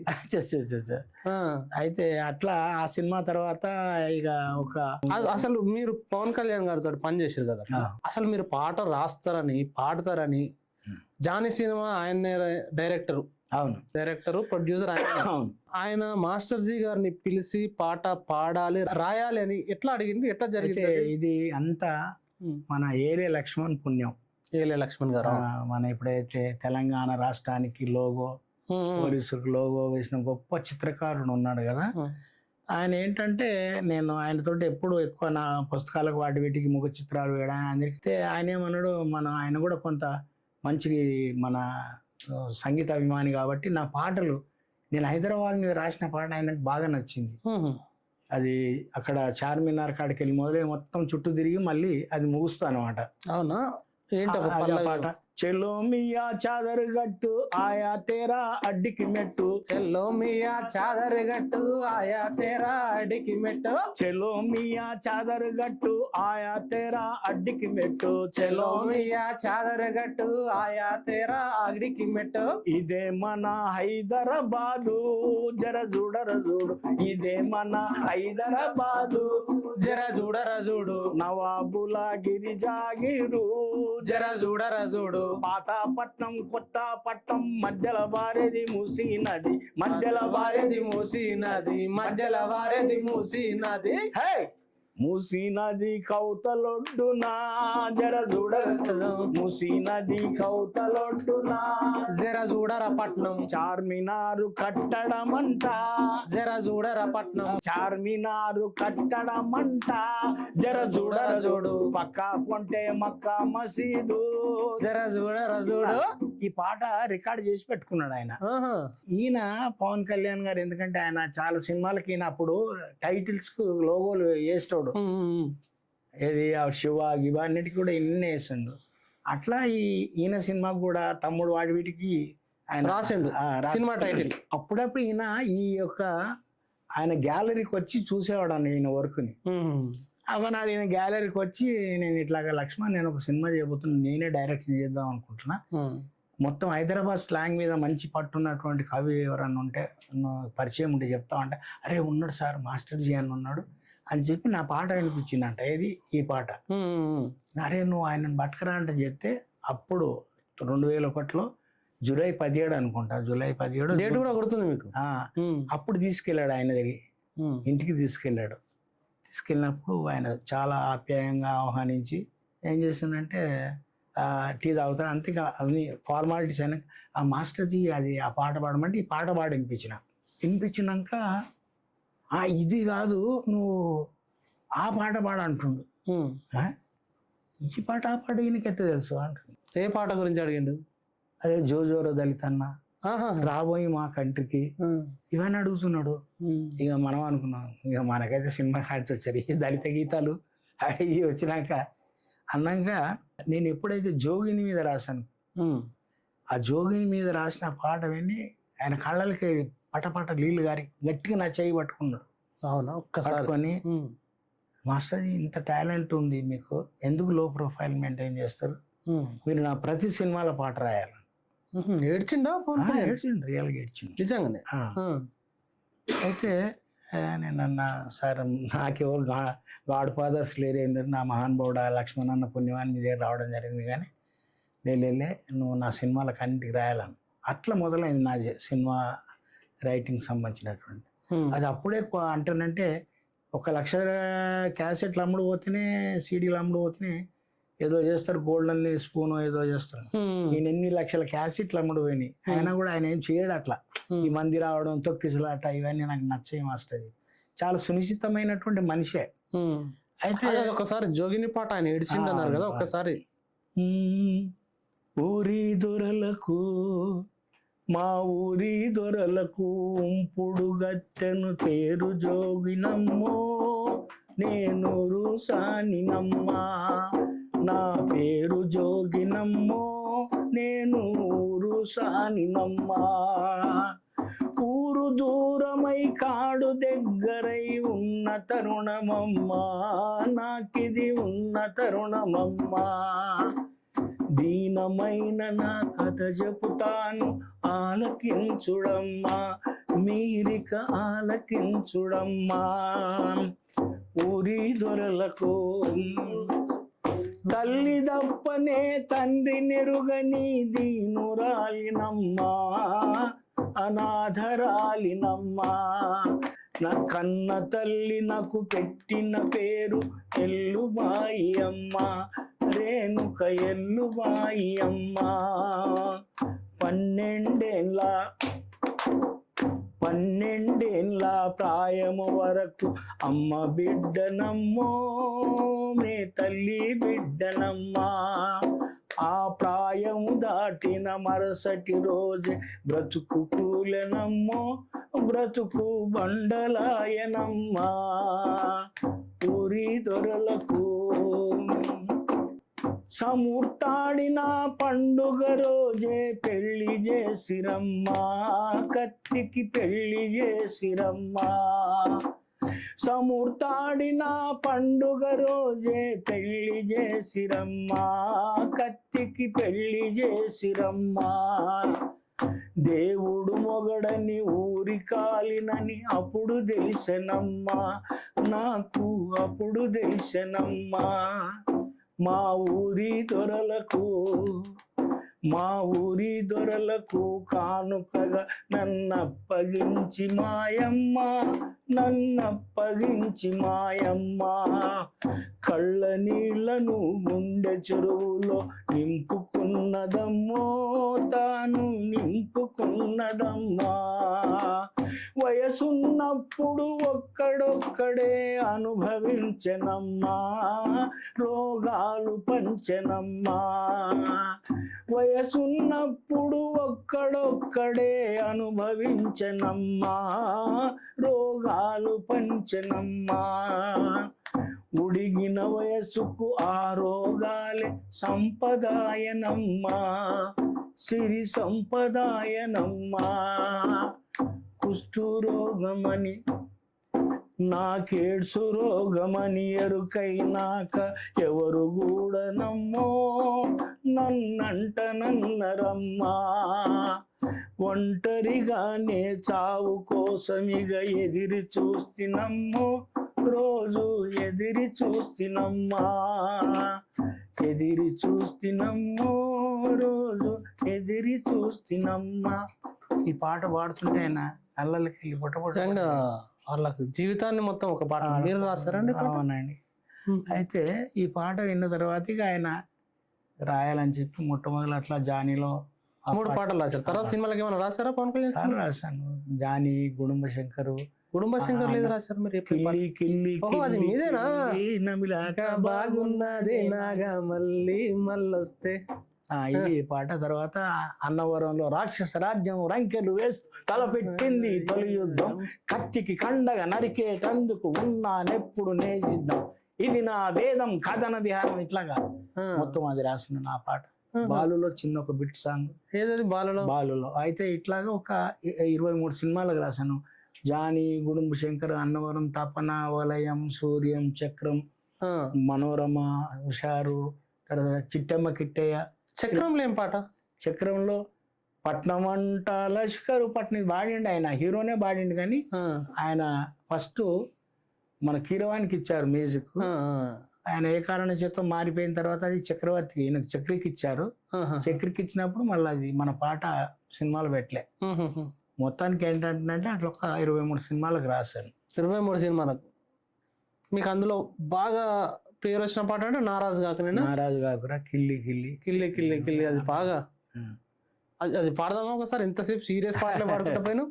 కిల్లి కిల్లి కిల్లి కిల్లి నమిలాక బాగున్నదే నాగమల్లి, కిల్లి కిల్లి కిల్లి కిల్లి నమిలాక బాగున్నదే నాగమల్లి. మత్తుగుంది గమ్మత్తుగుంది కోరికగసి కొట్లాడతానంది, ఓ పిల్ల నీ కిల్లి బాగున్నదే, కిల్లి కిల్లి కిల్లి కిల్లి నమిలాక బాగున్నదే నాగమల్లి. ఇస్తా ఇంకోటి ఇస్తావా మళ్ళీ, ఏ నల్లగొండ నరుసు పోదాము పాయ ఉరుసు, నీ కొరకు చేస్తే ఎంతైనా కరుసు, నా జోబిలోని పరుసు పారేసుకుంది మనసు, నీ మెడకేస్తా బంగారు గొలుసు. హద్దు దాటి ముద్దిస్తావా వద్దు వాడు ఉడికి చేస్తాడు, అర్ధరాత్రి ఆ ఆటకు అనుమతిస్తాయి పూటకు, ఓ పిల్లని కిల్లి బాగున్నదే, ఓ పిల్లని కిల్లి బాగున్నదే, కిల్లి కిల్లి కిల్లి కిల్లి నమిలాక బాగున్నది నాగమల్లి, దుడ్లిస్తా ఇంకోటి ఇస్తావా మళ్ళీ. ఇట్లా ఉంటుంది. ఓ, అది అప్పట్లో మొత్తం 2 రాష్ట్రాలను ఏ ఫంక్షన్ అయినా ఊపిన పాట. అట్లాగా ఆ సినిమాలల్లా అయితే అందరు ఏమన్నారంటే, రే నేను ఇంత పవన్ కళ్యాణ్ సినిమాలకు పాట రాసినావు, నువ్వు మళ్ళా అయ్యిందిరా భయ్, ఊరికి అంబేద్కర్ అంబేద్కర్ అని తిరుగుతావు, ఇంత వేరే వేరే అవకాశాలకు వస్తే మొత్తం అలానే ఎదుర్కోబోయేటోళ్ళు అంటే చెప్పేసి నన్ను చాలా మంది దెప్పిపోడు సార్. నేను పిలిస్తే అంటే మిగతా వేరే సినిమాల కంటే 23 సినిమాలకు రాశారు. అవును, 23 సినిమా. అంటే మీ పాటలు హిట్ అయిన తర్వాత అందులో బిజీ అయిపోవడానికి కావాల్సిన అవకాశాలు కూడా వస్తాయి కదా? వచ్చినాయి కానీ నేను ఏంటంటే అటు మీటింగ్ లో పోవడం, ఇటు పోయడం, మన అంబేద్కర్ సంఘాలకు వీటికి ఎక్కువ పోతుంటే ఇక వాళ్ళు పిలిచినప్పుడు కూడా ఉండాలి కదా అందుబాటులో. పవన్ కళ్యాణ్ గారు మాట్లాడేవారా ఈ అంశాలను అప్పట్లో? నేను సౌత్ ఆఫ్రికాకి పోయి వచ్చిన తర్వాత బ్లాక్ ఈజ్ బ్యూటీ పాడి వినిపించాను, భార్య రేణుకాలని. ఆయన ఒకటే ఆనందపడిపోయాడు ఆ పాట విని. ఇంకా అట్లా కొనసాగుతుందా? కొనసాగుతుంది. అంటే ఆయన మొన్న సీఎం అయినాక ఫస్ట్ ఉప ముఖ్యమంత్రి అయినాక అదే ఉప ముఖ్యమంత్రి అయిన తర్వాత అసెంబ్లీ అడుగుపెట్టాడు. ఒకసారి కలిచాను, కలుద్దాం మాస్టర్ జీ, ఇప్పుడు నేను ఫస్ట్ పోతున్నా కదా ఇంకొకసారి కలుద్దాం అని అన్నాడు. ఇంకా ఇంతవరకు నేను కలవలేదు. అంతకుముందుకు మరి ఇప్పుడు మీరు రాసిన ఈ సాహిత్యాన్ని మొత్తం అభిమానించిన పవన్ కళ్యాణ్ గారు ఇప్పుడు మాట్లాడుతున్న రాజకీయ విధానము అది చూసినప్పుడు కామెంట్ చేయమంటే మాస్టర్జీ గారు. ఇప్పుడు రాజకీయాలలో ఎత్తుగడలు వ్యూహాలు ఉంటాయి బ్రదర్. ఆయన ఎత్తుగడలు వ్యూహాల్లో భాగంగా నేను అట్లా చేస్తున్నానేసి అనుకుంటున్నా. ఎందుకంటానంటే ఇప్పుడు ఇక్కడ మడిగట్టుకొని కూర్చుంటే ఏం రావు అనేది రాజకీయ నాయకులు చెప్పా, చాణక్యులు లాంటి వాళ్ళు చెప్పినాడు. అవసరం ఉంటే రాజకీయ అంటే అధికారం కోసం ఏమైనా చేయాలి, దాంట్లో భాగంగా చేస్తున్నానని నేను అనుకుంటున్నా. ఇప్పుడు మీరు తెలుగు పాటలు పాడారు, ఇంగ్లీష్ పాట దక్షిణాఫ్రికా గడ్డ మీద వాడిన పాట, అక్కడ అందరూ చప్పట్లతో ఈలలేసిన పాట, ఒకసారి మన అన్ఫిల్టర్లు.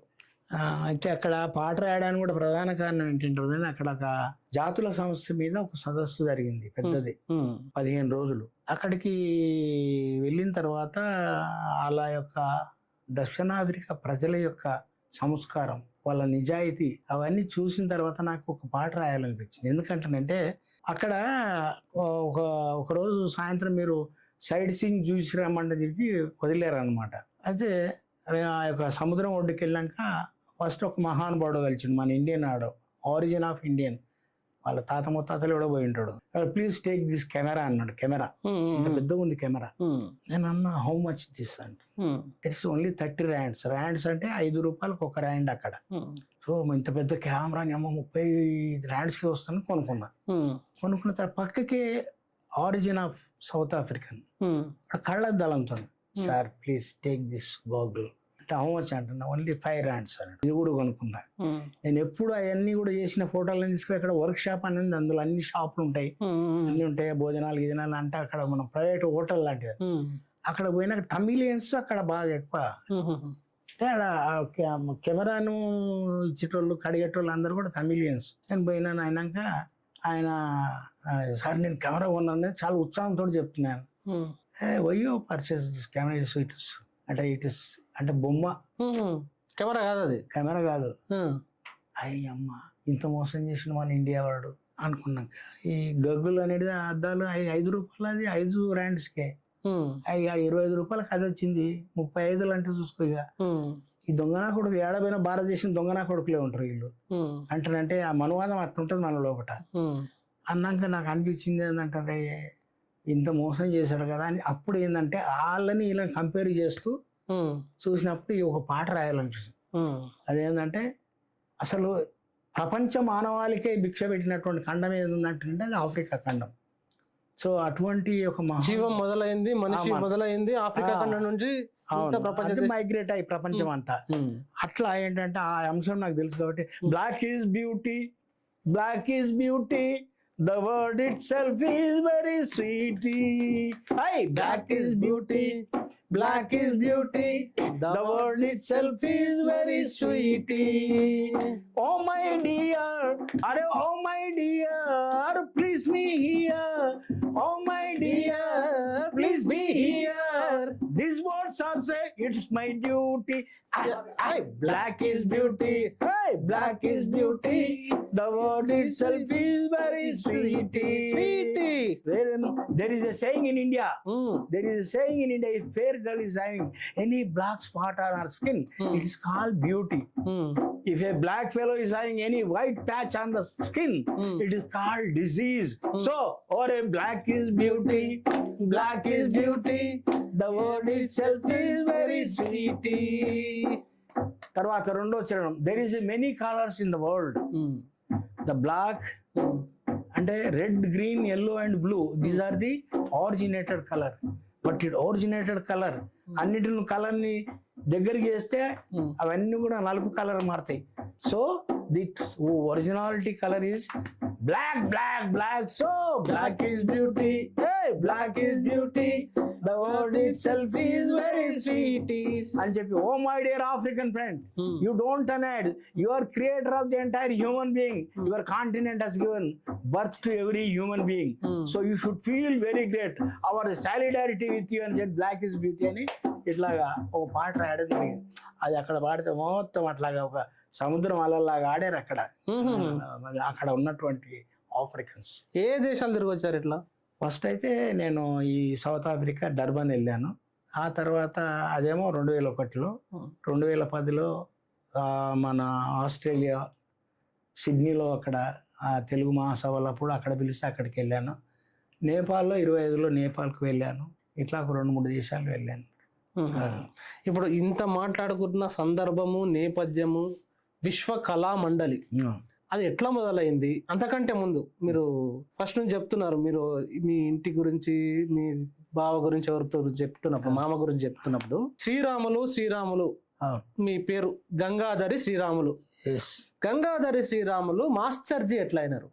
అయితే దీనికి కూడా ఒక బలవత్తరమైన కారణం ఏంటంటే, నేను తాండూరులో ఫస్ట్ జాయిన్ అయినా అని చెప్పానా, ఈ ఆర్ఎస్ఎస్ వాళ్ళు నన్ను పట్టుకురని చెప్పానా, అక్కడ ఆ దానికి సంబంధించినటువంటి ఒక సాహిత్య విభాగం ఉంది.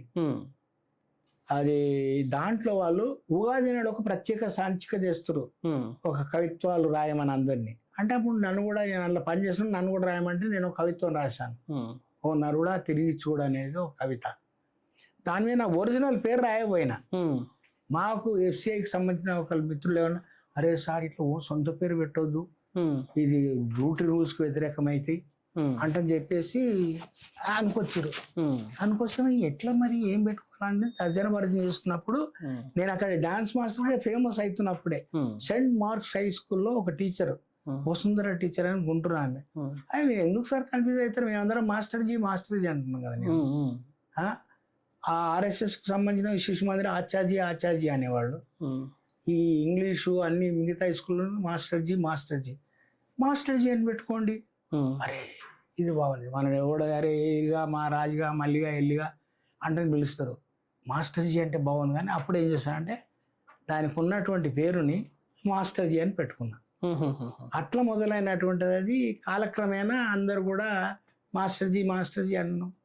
అంటే మీ సొంత పేరు వినకి ఎన్ని సంవత్సరాలు అవుతుంది? అంటే ఇంట్లో దగ్గర 40 సంవత్సరాలు.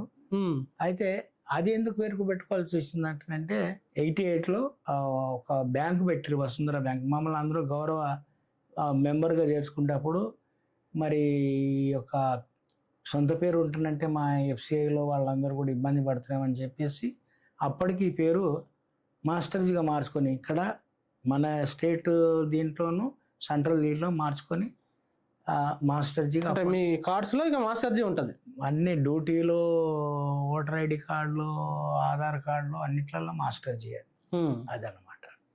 విశ్వజన కళామండలి ఇప్పుడు 50వ వసంతంలోకి వచ్చింది. అది ఎప్పుడు పుట్టింది, ఏ పేరుతో పుట్టింది, ఎట్లా పుట్టింది? అయితే ఇది మీకు చెప్పాను కదా, నేను తాండూరులో ఉన్నప్పుడు జరిగిన సంఘటనలతోటి ఒక పాట పాడాలి, అది దానికి ఒక వేదిక కావాలని. అయితే ఎక్కడ నాకు అవకాశం లేదు, ఎట్లా అంటని చెప్పి నేను హైదరాబాద్కి వచ్చినాక ఈ బొల్లారం యామ్దాలో జరిగిన సంఘటనతోటి నేను ఇక్కడికి జూన్లో వచ్చాను. జూలైలో సంఘటన జరిగినటువంటి దానికి వ్యతిరేకమైన అప్పటికి ఏంటంటే ఆగస్టు సెప్టెంబర్ నాడు నా బర్త్డే, సెప్టెంబర్ 7న నా బర్త్డే. నాకు అప్పుడు అనిపిస్తుంది ఏంటంటే మనం ఒక పే బ్యాక్ చేయాలి సమాజానికి. నా జీవితం అంతా కూడా ఇక మన దళితుల విముక్తి కోసం పనిచేయాలనుకున్నప్పుడు అప్పుడు పెట్టిన నేను డ్యాన్స్ అన్ని స్కూళ్ళల్లో, ఇన్స్టిట్యూషన్లలో డ్యాన్స్ నేర్పిస్తున్నటువంటి నా సహచర మిత్రులు కోలపురం అశోకు, మన చంద్రశేఖరు, బెస్తల పిల్లోడు లక్ష్మి, ఆయన నలుగురం కలిసి నేను వాళ్ళని ఎంబడి పెట్టుకొని ఆంధ్రప్రదేశ్ దళిత కళామండలి పెట్టినప్పుడు, అప్పుడు ఉమ్మడి రాష్ట్రంలో 77 సెప్టెంబర్ 7న పెట్టాను. తర్వాత ఇది కాలక్రమేణా అట్లా అంతటి ఫేమస్ అయింది. నీరుకొండ, కారంచేడు అన్ని చోట్లల్లో అయిన తర్వాత ఏంటంటే ఈ తెలంగాణ యాజిటేషన్ వచ్చిన తర్వాత ఈ రాష్ట్రం 2గా విడిపోబోతుంది అని అనుకుని నాకు అస్పృహ కలిగిన తర్వాత 2010లో మళ్ళీ దీని పేరుని విశ్వజన కళామండలిగా మార్చాను. విశ్వజన కళామండలిగా మార్చి అప్పటి నుంచి ఇప్పటికీ విశ్వజన కళామండలి పేరుతోటి ఈ సంస్థ నడుస్తుంది. అంటే ఇప్పుడు నీరుకొండ కానీ, తర్వాత కారంచేడు కానీ, ఆ సందర్భాల్లో మీరు వెళ్ళారు అక్కడికి? నేను కారంచేడులో ప్రత్యక్షంగా పాల్గొనడమే కాకుండా దళిత మహాసభలో నేను కల్చరల్ సెక్రటరీ స్టేట్ అప్పుడు ఏమైనా పాట రాశారా? అరే రే ఏ మాయే ఏకుబోయి మరి మేకాయే, దళితులు పెట్టిన మహాసభే అని దాని దమ్ము మరి ఎంత వాటిదని, అహంకారము గర్వంతో నేనేసిన అంచన తప్పాయే అని ఎన్టీ రామారావు అనుకుంటుండు. అరే నా ఓడే నా అల్లుని తండ్రి దగ్గుబాటి ఆ చెంచు రాముడు అని ఇట్లాగా ఒక పాట రాశాను.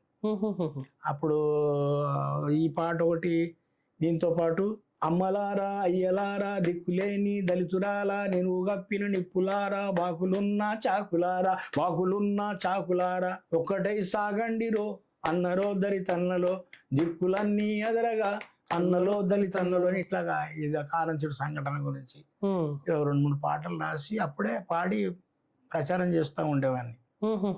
ఇప్పుడు తెలుగు రాష్ట్రంలో జరిగిన ఈ దారుణాలన్నిటిలో మీ ఫైటింగ్ లో మీరు ఉన్నారు. దాంట్లో ఉన్నాను, కారంచేడులో ఉన్నా, నీరుకొండలో ఉన్నాను, తర్వాత ఆ పాదిరికుప్పం, ఇవన్నీ అక్కడ జరిగినా కూడా అక్కడక్కడ ఎక్కడ సభలు జరిగినా వీటికి నేను ఒక సాంస్కృతిక అంశాలతో నన్ను తీసుకెళ్లేవాడు.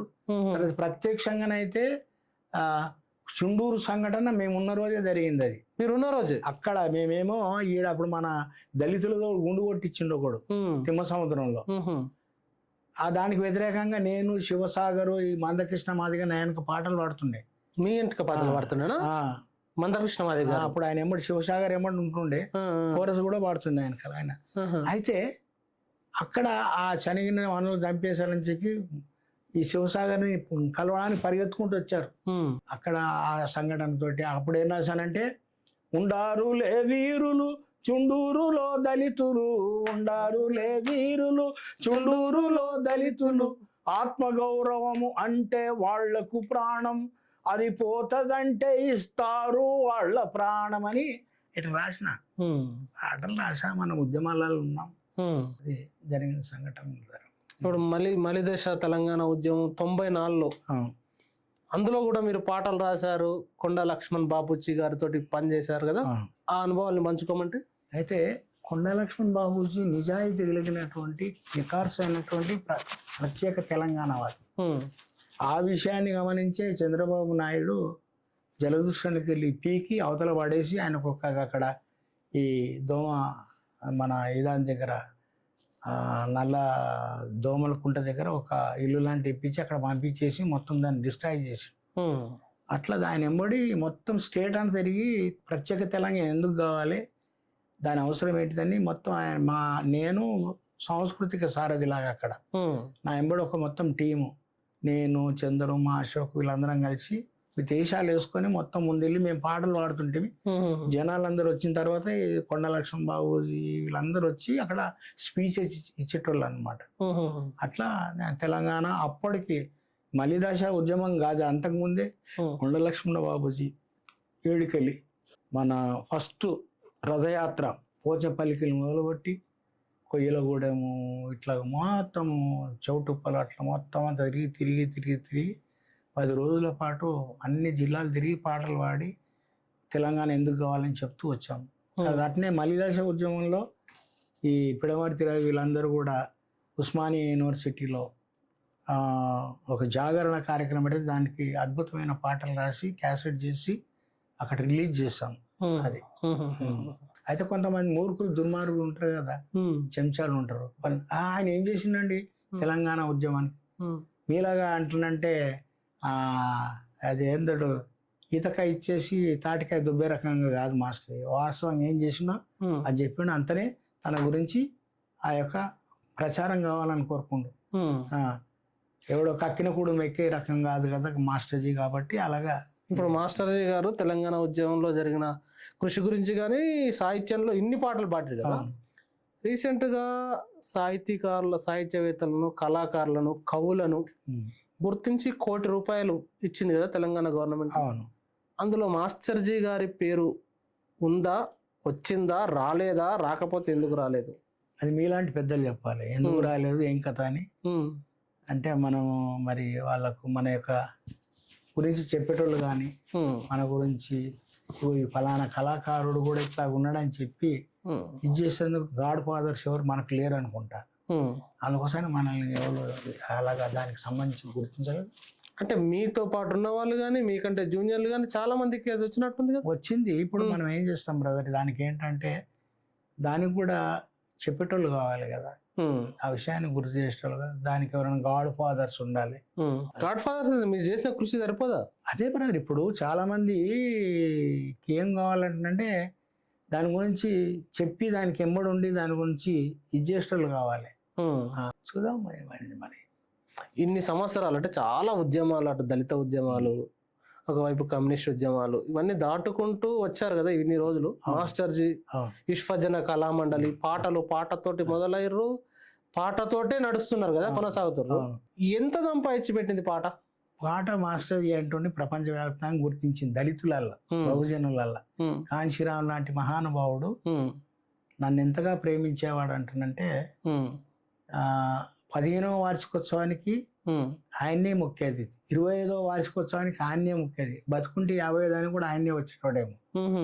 అంటే నన్ను నేను ఆయన మీద రాసిన హిందీ పాటని విని ఆయన లక్నోలో కన్నీటి పర్యంతరమై మొత్తం లక్షలాది మంది రే సాబ్ రోరే అని చెప్పి అన్నంత స్థాయిలో ఆయన నన్ను అంతగా ప్రేమించాను, నేను ఆయన్ని అంతగా గౌరవించాను, ప్రేమించాను.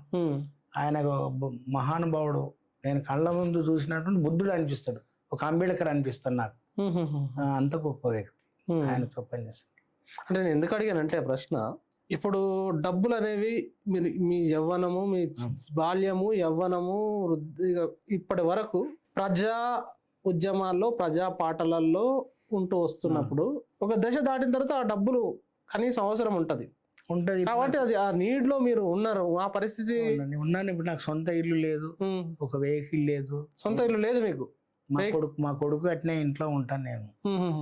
అయితే ఏమనిపిస్తుంది అంటేనంటే అంగలార్చే పని చేయలేదు నా లైఫ్ లో అనిపిస్తుంది. అంటే అరే కాంచీరామ్ వచ్చినప్పుడు నేను ఆయన ఎంబడి పోకపోతుంది కదా, ఆయన ఎంబడి ఉంటే బాగుండే, ఆయన మహానుభావుడు అని అంగలార్చకుండా ఏ ఉద్యమం అయితే ప్రజల విముక్తికి పనిచేస్తుంది, అది కమ్యూనిస్ట్ పార్టీ కానీ, అది ఎక్స్ కానీ, వై కానీ, జెడ్ కానీ, దాంట్లో అన్నిట్లలో పాల్గొన్నాను. దానికోసం నాకున్నటువంటి నా యొక్క కళని దానికి కేటాయించాను, నాకున్నటువంటి రచనను దానికి కేటాయించాను, నాకున్న నాటకాలను దానికి కేటాయించాను.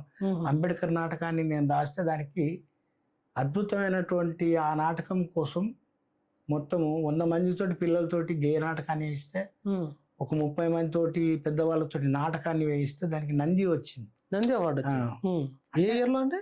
అది 2009లో నెల్లూరులో జరిగిన నంది నాటకోత్సవాలలో. అంటే నా కాంట్రిబ్యూషన్, నా సమాజం విముక్తి కోసం పనిచేశాననే తృప్తి ఉంది. డబ్బులు లేకపోవచ్చు, డబ్బులు లేవు, ఇల్లు లేదు, ఇవన్నీ ఉన్నాయి. ఇప్పటికైనా ప్రభుత్వం గుర్తిస్తుందేమని ఒక ఆశ. ప్రభుత్వం గుర్తించాల్సిన అంటే మీరు చేయాల్సిన పనుల కంటే ఎక్కువ చేశారు. ఏం చేయను అంటే ఎవరిని తక్కువ చేయడం కాదు, కానీ అనేక మంది కంటే మీరు చేసిన కృషికి తప్పకుండా అది రావాల్సిందే. అయితే ఇప్పుడు ఈ విశ్వజన కళామండలిని 50 ఏళ్ళు వస్తున్న సందర్భంలో ఎట్లా నిర్వహించబోతున్నారు? ఇప్పుడు ఈ కార్యక్రమానికి సంబంధించినటువంటిది రేపు సెప్టెంబర్ 7న రవీంద్ర భారతిలో చేయడానికి, ఆ రవీంద్ర భారతిని మనకి కేటాయించడంలో దామోదర రాజనరసింహ ఆరోగ్య శాఖ మంత్రులు అది చెప్పి మనకు కేటాయింపజేస్తుండు. దాంట్లో భాగంగానే అక్కడ మనము ఎవరైతే వివేక్ వెంకటస్వామిని, మల్లు రవిని, తర్వాత మా దామోదర రాజనరసింహ, దాంతోపాటు సీఎంని రమ్మని వాళ్ళ ద్వారా అడుగుతున్నాం. సీఎం గారు వస్తే కాస్త మన విషయాలను ఇలా కొంత నాకు రేవంత్ రెడ్డి గారు కూడా నన్ను గుర్తుపడతారు, కానీ ఆయన దగ్గరికి పోయేందుకు నాకు అన్ని దారులు లేవు. అది అన్నమాట. అంటే కేసీఆర్ దగ్గరకు పోవడానికి గద్దర్ గారు ఎట్లయితే వెయిట్ చేసిరో, ఇప్పుడు రేవంత్ రెడ్డి గారికి మీరు తెలుసు, కానీ ఆయన దగ్గరికి వెళ్ళడానికి నేను వెళ్ళలేదు. ఆయన దగ్గరికి నన్ను ఎవరైనా తీసుకుపోతే బాగుండు అని అనిపిస్తుంది. అది దారి తెలియదు మీకు? దారి అంటే ఇప్పుడు మనము లెటర్ పెడితే వేం నరేందర్ రెడ్డికి వాళ్ళ వేలకు పెడితే పోయి పిలుస్తారేమో, దాని గురించి మరి ప్రయత్నం చేస్తున్నాం. ఈ అంశం కంపల్సరీ రేవంత్ రెడ్డి గారి దాకా చేరాల్సిందే, ఎందుకంటే మీకు 50 ఏళ్ళ కృషి చిన్నది కాదు. అన్ని దళిత ఉద్యమాల్లో కానీ, సామాజిక ఉద్యమాల్లో, లెఫ్ట్ ఉద్యమాల్లో, అన్ని ఉద్యమాల్లో మీ కృషి ఉన్న సందర్భంగా. అయితే ఇంకా మీతోటి మాట్లాడడానికి మీరు చెప్పే మూలవాసుల సిద్ధాంతం కానీ చాలా అంశాలు ఉన్నాయి. ఈ ఒక్క ఇంటర్వ్యూ సరిపోదు, తప్పకుండా ఇంకో ఇంటర్వ్యూ పెట్టుకుందాము.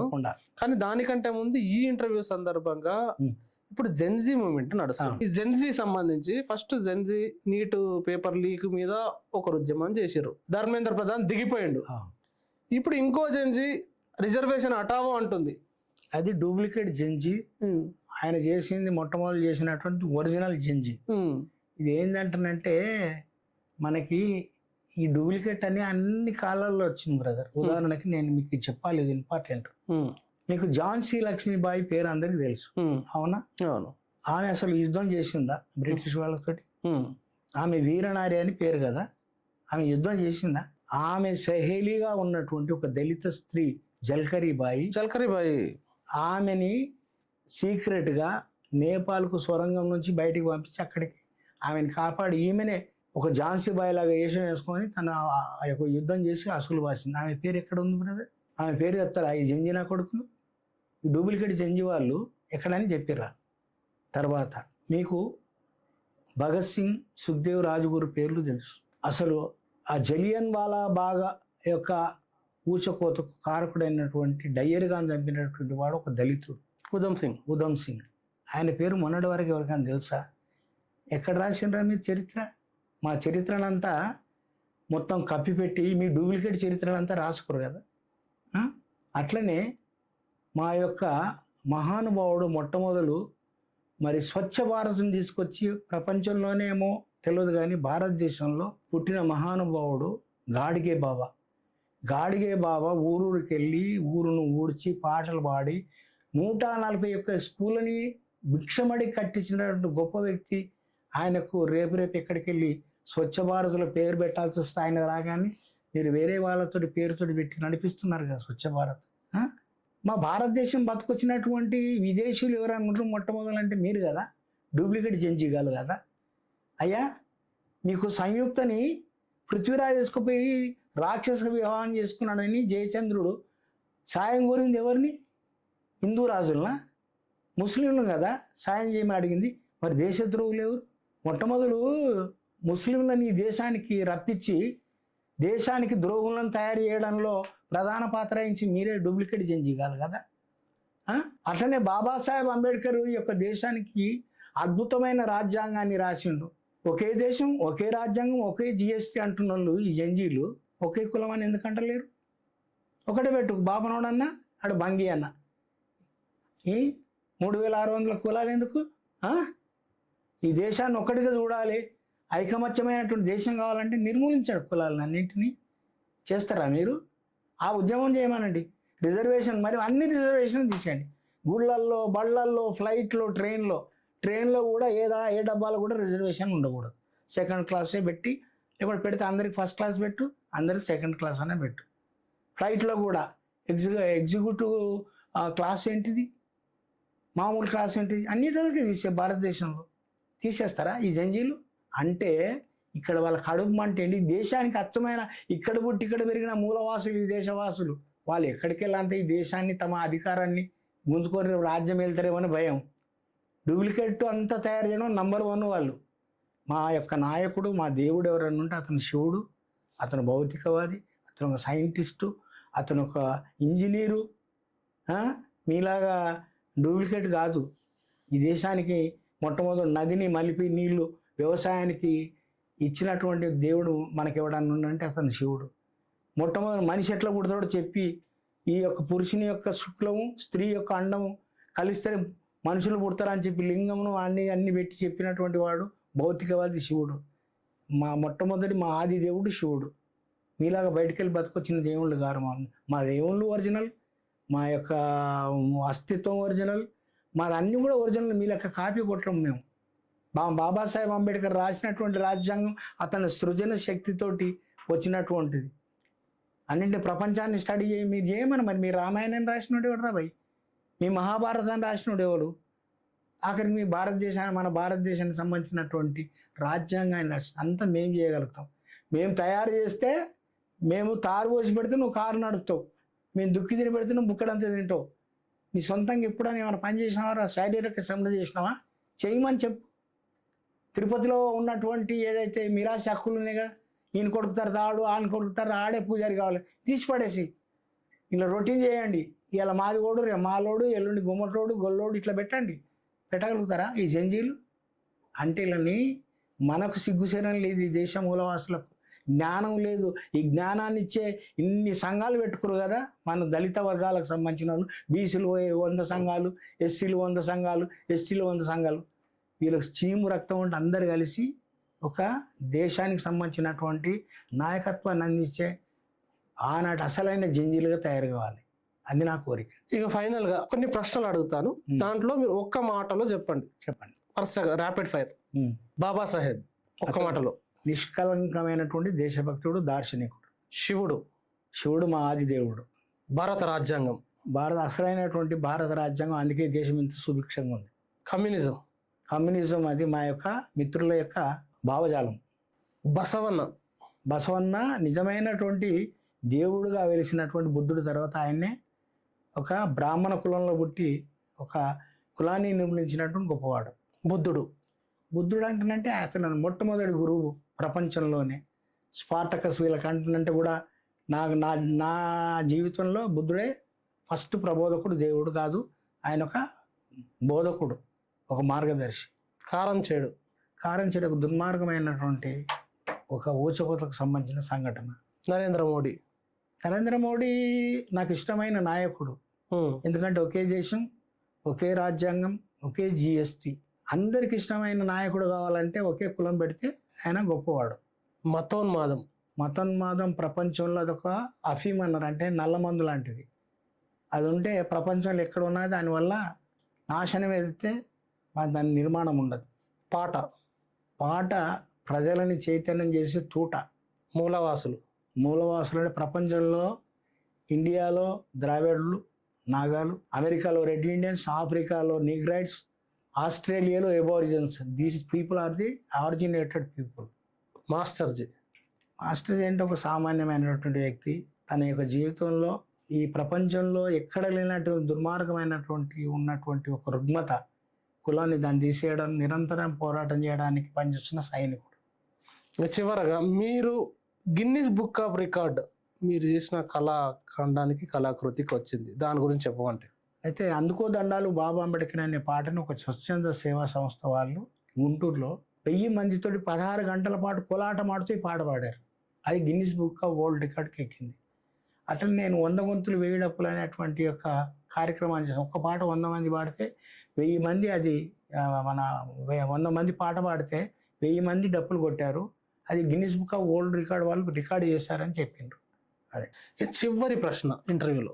ఇప్పుడు మతోన్మాదం ఇంత పెద్ద ఎత్తున ముందుకు వస్తుంది. ఒకవైపు జెన్జీ పిల్లగాళ్ళు మా బతుకు కోసం, మా భవిత కోసం అని కొట్లాడితే, ఇప్పుడు రిజర్వేషన్లు తొలగించాలని అదే జెన్జీ పేరుతోటి ఉద్యమాలు చేస్తున్న ఒక తీవ్రమైన పరిస్థితి భారతదేశంలో ఉన్నప్పుడు బ్రదర్ ఎప్పుడైనా ఎట్లా దీని నుంచి బయటపడడం అంటే ఎట్లా సాధ్యమైంది? ఏమంటున్నారు బ్రదర్, డూప్లికేట్ ఎప్పుడు డూప్లికేటే, కాపీ ఈజ్ ఒరిజినల్. జెరాక్స్ లాంటిది ఇది. ఇప్పుడున్న జెన్జీ ఏదైతే చేస్తారో, మీకు గుజరాత్లో వచ్చింది కదా రిజర్వేషన్ వ్యతిరేక ఉద్యమం, అది ఇది సేమ్ అలాంటిదే. మన వాళ్ళు ఎవరైతే సోకాళ్ళు ఈ దేశం మూలవాసులు అయినటువంటి SC, ST, BC మైనారిటీలు ఉండో దీని మూలాలు చెప్పాలి. మీటింగులు పెట్టి మనకు హక్కులు కావాలి, రాజ్యాంగం కావాలని చెప్పడం కాదు. ఈ దాని గురించి చెప్పారా, మన దేశం మాదిరాబై.